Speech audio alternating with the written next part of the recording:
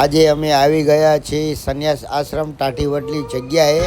આ જગ્યાની થોડી માહિતી લઈએ મુનાગીરી બાપુ પાસે। તો આજે હું આવી ગયો છું ટાઢી વડલી સંન્યાસ આશ્રમમાં। તો આજે અમારી સાથે છે મુનાગીરી બાપુ, જેઓ આ આશ્રમને સંભાળી રહ્યા છે અને એક માતાજી કરીને છે।